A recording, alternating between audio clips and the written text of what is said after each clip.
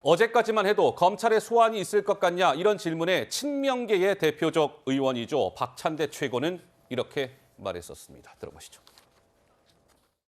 그래서 혹시 검찰 소환 통보나 어떤 사전 일정 조율을 검찰 측에서 연락을 받은 건 아닌가? 또 이런 또 궁금증이 있는데 어떻습니까? 좀 많이 나간 해석이고요. 아. 검찰로부터 아무런 연락을 받은 사실은 없습니다. 일반적인 정상적인 검찰이라면 이재명 대표까지 소환하는 게 쉽지는 않을 텐데요.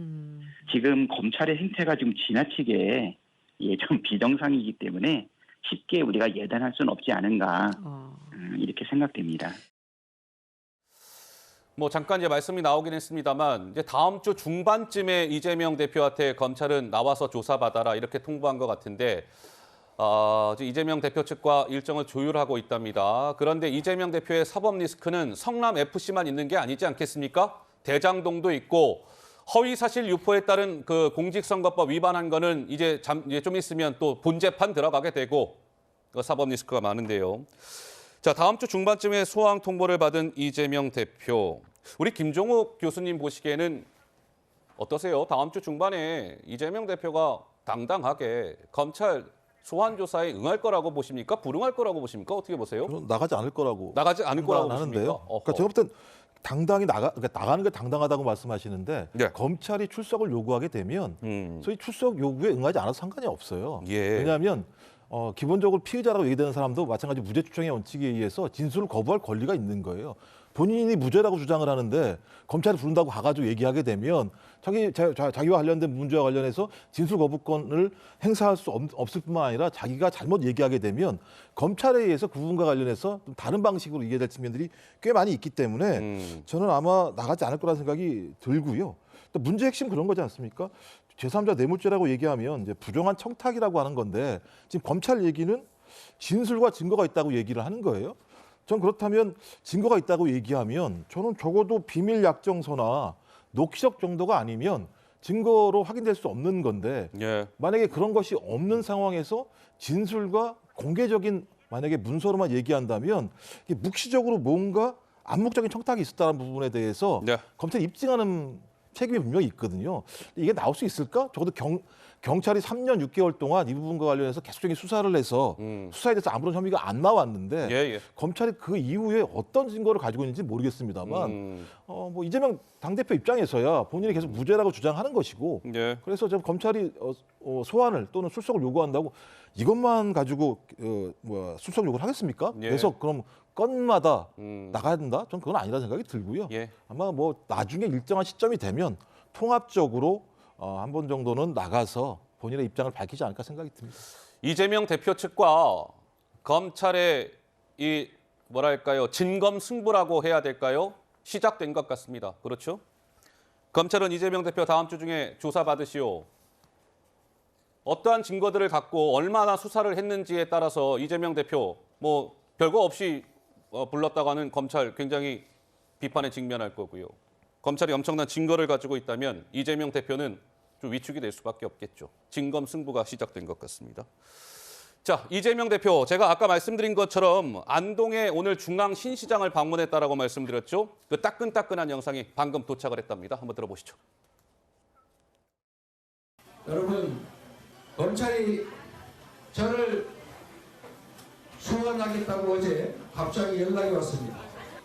여러분, 지금 야당 파괴하고 정적 제거하는데 힘쓸 때입니까, 여러분?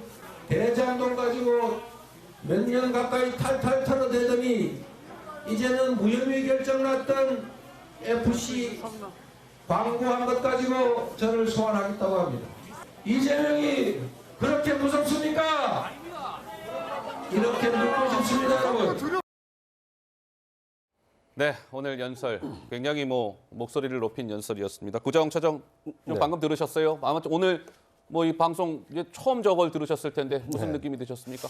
그러니까 이제 이재명 대표가 당당하다라면 그냥 소환 가서 이렇게 자신의 어떤 무죄를 입증을 하고 나오시면 끝날 수 있는 문제입니다. 그런데 이렇게 그렇게 간단하게 끝나기가 좀 어려운 사안입니다. 왜 그러냐면 서울에서 이 지방으로 고속도로를 타고 이용하신 분들이라면 서울 톨게이트 옆에 이 디귿자 모양으로 생긴 예쁜 건물을 아마 기억하실 겁니다. 그게 바로 두산타워입니다.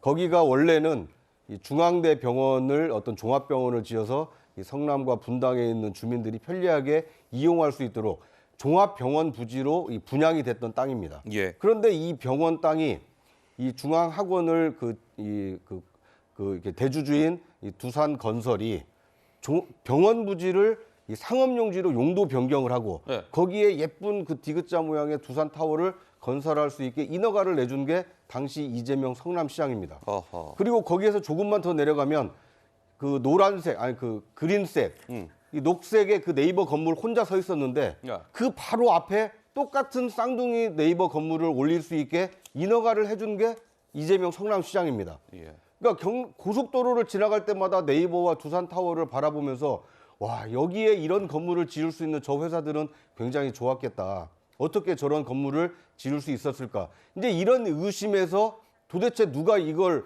이렇게 특혜성 그 인허가를 내준 것이냐? 이걸 따져 들어가다 보니 성남 FC에 혹시 후원금을 내주고 대가성으로 이런 그 용도 변경을 받은 거 아니냐? 이것이 성남 FC 의혹의 본질입니다. 예. 이것에 대해서 경찰이 3년 동안 수사를 해왔다고 하지만 당시에는 이재명 경기도지사, 문재인 대통령 치하였습니다.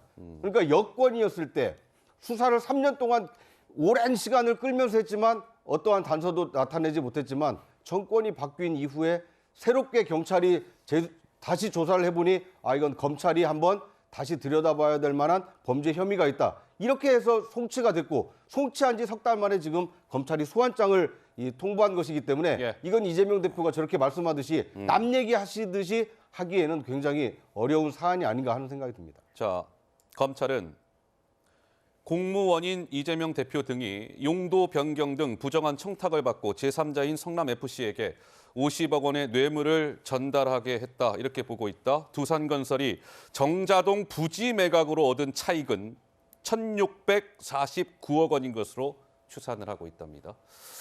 자, 이제 다음 주 중반쯤에 이제 소환이 이제 지금 조율이 되고 있는 것 같은데 한번 보시죠.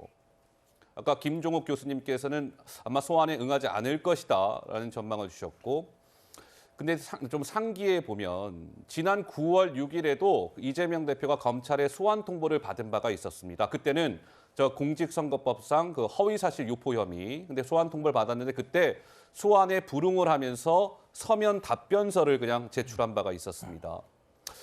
김영우 의원께서도 같은 생각이세요? 이번에도 응하지 않을 거라고 보십니까? 아니면 이번에는 이재명 대표가 당당하게 뭐랄까요? 뭐 당당하다는 표현이 어떨지 모르겠으나 검찰 소환에 응할 거라고 보십니까? 어떠세요? 저도 응할 것 같지 않아서 지금 제가 걱정하는 건데 아, 왜냐하면 지금 시기적으로 보십시오. 여야가 내년도 예산 심의를 빨리 끝내야 돼요. 네. 이런 상황에서 야당의 대표라면은 내가 이것은 책임질 테니까 우리 당은 민주당은 여야 협상에 최선을 다해달라라고 해야 그게 정상입니다. 그게 책임 있는 야당 대표, 수권 정당을 꿈꾸는 야당 대표의 모습이죠.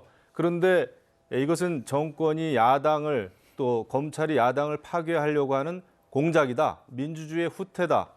이렇게 나가버리면은 민주당 전체가 예산 심의도 그렇고요. 네. 이 이재명 대표의 사법 리스크라고 하는 깊은 그 수렁에 빠져가지고 헤어나올 수가 없는 겁니다. 예. 그래서 민주당의 조홍천 의원 같은 경우에 이 일은 대표께서 확실하게 책임지는 게 좋겠다. 이런 얘기를 하는 거예요. 저는 야당 대표로서 지금 어떤 자세를 취해야 정말 나라를 위한 것인지 민주당을 위한 것인지 아마 다시 한번 생각을 해보는 게 좋겠다. 이런 말씀을 좀 드리고 싶네요.